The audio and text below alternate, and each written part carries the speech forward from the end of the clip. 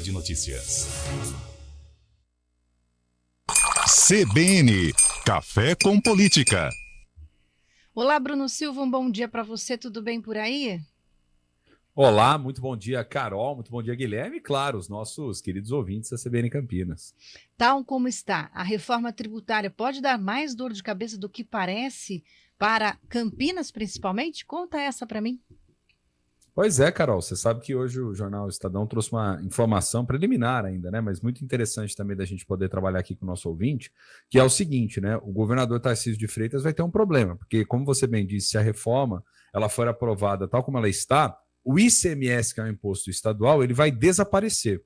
E o ICMS é o responsável por repassar ali os recursos, né? Ou seja, o recurso das universidades, incluindo aí a Unicamp, USP e a Unesp, ele vem justamente desse tributo, né, Carol? Então, se não tiver nenhum tipo de modificação ou algo que já esteja sendo pensado aí por parte do governo do estado, nós vamos ter um problema lá na frente para a manutenção disso tudo. Só para ficar bem claro para o ouvinte, né?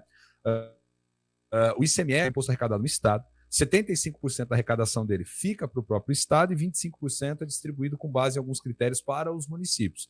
Dessa cota parte do estado, 9,57% é destinado às 3 universidades estaduais paulistas. 5% fica com a USP, 2,3% com a Unesp e 2,2% com a Unicamp. Então, toda a Unicamp, a comunidade em volta, pode ser afetada lá na frente, se não for pensado, já desde já, um modelo, pensar como isso vai financiar. Porque como você mudou, transformou os tributos, você precisa entender como é que vai ficar essa lógica de arrecadação. E aí, aonde está a briga, onde está toda a discussão? Você sabe que tem setores muito radicalizados, inclusive na política paulista como um todo, que não querem, né, obviamente, que a universidade continue sendo de excelência, tendo financiamento e tal. Alguns defendem até uma lógica de privatização dela. E outros estão muito preocupados e na campanha para o governo do estado, já tinham pautado esse tema tanto para Haddad quanto para Tarcísio. Acho E muito prometeu delicado. manter uma lógica de financiamento. Viu? Acho extremamente delicado esse assunto, que pode repercutir assim, de uma maneira extremamente forte no futuro das universidades. Pode, exatamente, porque se você tiver uma insegurança do ponto de vista do financiamento, e isso não for sendo garantido, ou já não for sendo pensado alternativas para isso, a gente pode vir a ter um problema lá na frente. E aquela história, né, Carol? Quando você muda o jogo, mudou as regras, você não sabe exatamente como vai ficar. Não dá para afirmar previamente ipsis literis assim, ó, não, tá tudo certo, vai manter exatamente como está. Depende. Vai depender das forças políticas, vai depender do que tipo de interpretação o governo terá sobre tudo isso, né? Porque você passar por uma reforma ampla como essa que nós estamos analisando, você já tem que pensar depois em alternativas para isso. Tem que ver como é que vai ficar a questão da arrecadação. Havia uma disputa, vamos nos lembrar, ainda dentro desse campo da questão política, que o Tarcísio encampou para que todos os estados fizessem parte do Conselhão Federal, que vai ser o conselho responsável por fazer aí parte da distribuição dos recursos, porque nós estamos eliminando impostos municipais e estaduais e impostos federais. Há lógicas dentro do nosso federalismo de repasse desses recursos, né? O federal que manda para o estadual e para o municipal, o estadual que repassa para o município que tem a sua capacidade de arrecadação. Então ainda vai ter muita briga. E eles nem sequer ainda discutiram exatamente como vai ficar a questão da alíquota. Eu sei que o projeto ainda está tramitando, vou frisar isso para ficar bem claro para os ouvintes.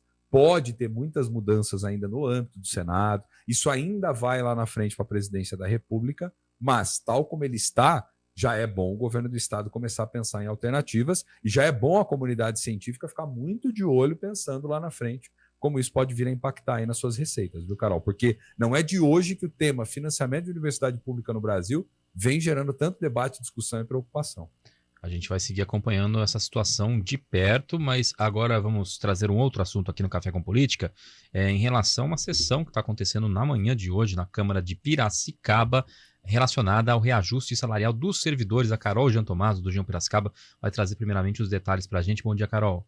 Bom dia, Carol, Guilherme. Pois é, a Câmara de Piracicaba está votando hoje um projeto de lei que garante o reajuste salarial de 9,1% aos servidores públicos municipais.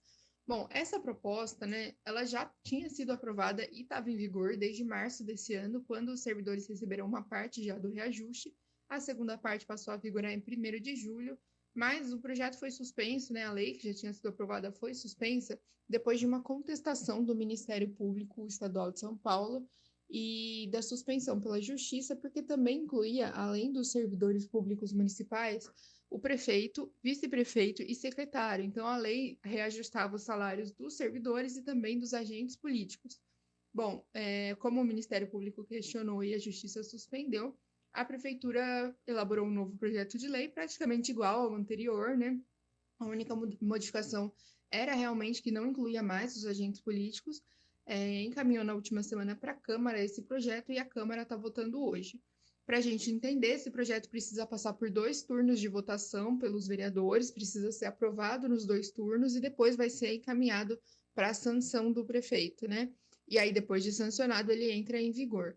A previsão da Câmara é passar por esses 2 turnos de votação ainda hoje, nessas sessões extraordinárias, que estão previstas para acontecer até meio-dia. Bom, a gente continua acompanhando essa situação, afinal é um assunto importantíssimo, né? O reajuste dos servidores, que já estava valendo, mas precisou ser suspenso ali. Mas, enfim, a gente continua acompanhando essa situação. Volto com vocês, Carol, Guilherme. Obrigado, Carol Jean Tomaso. Então, Bruno, foi, digamos assim, uma barbeiragem esse projeto, porque incluiu o reajuste dos servidores junto com o do prefeito, vice-vereadores. Isso não pode, é isso? É a lógica da economia na base da porcaria, Guilherme. Por quê? O que aconteceu aí nesse caso, né? 4 pontos problemáticos aí mostrados pela Procuradoria, né? Primeiro deles, reajuste de servidor municipal não pode estar atrelado a índice federal de correção monetária. O Ministério Público escreveu isso, né? Deixou textual isso. Outro ponto, né? Os agentes políticos, prefeito, secretário, vice, etc., eles não podem ter direito a uma revisão anual dos seus subsídios. Geralmente isso tem que ser votado com calma, quando você tem a correção. Mesma coisa os vereadores, que a gente já falou várias vezes. Você não pode fazer aumento em causa própria na atual legislatura. Tem que estar sempre para frente. Tem até ali uma margem na lei que daria uma correção, etc., mas isso geralmente tem dado problema quando chega na mão do tribunal, né? E a vinculação do reajuste anual aí também dos agentes políticos à data percentual definido para os servidores foi entendido como inconstitucional por parte do Ministério Público. Então, assim, tentaram fazer uma economia do ponto de vista legislativo, acabaram esbarrando aí no Ministério Público, que disse, não, agora vai lá, faz a votação correta, dá o reajuste correto, com base no que está na lei, com base no que é direito do servidor. Aí, meu amigo, ficou feio para o Legislativo, ficou feio para o Executivo, né? Porque aí tem que refazer tudo de novo, votar o projeto, e por aí vai, né, Guilherme? É aquilo que a gente sempre fala, processo legislativo é algo que a gente tem que tomar muito cuidado. Eu sei, e vou enfatizar aqui também para o nosso ouvinte, eu sei que por vezes a justiça pega no pé demais dos agentes políticos também, isso é fato. Né? Às vezes até inibe legisladores de legislarem, por incrível que pareça, mas tem caso que não dá, né, meu amigo? Você tem que prestar atenção na regra. Ô, Bruno, então, só para finalizar rapidinho, o que chama atenção, né? Não existe a procuradoria para indicar aos vereadores o que pode e o que não pode, não existe a comissão de legalidade. Como é que isso acontece?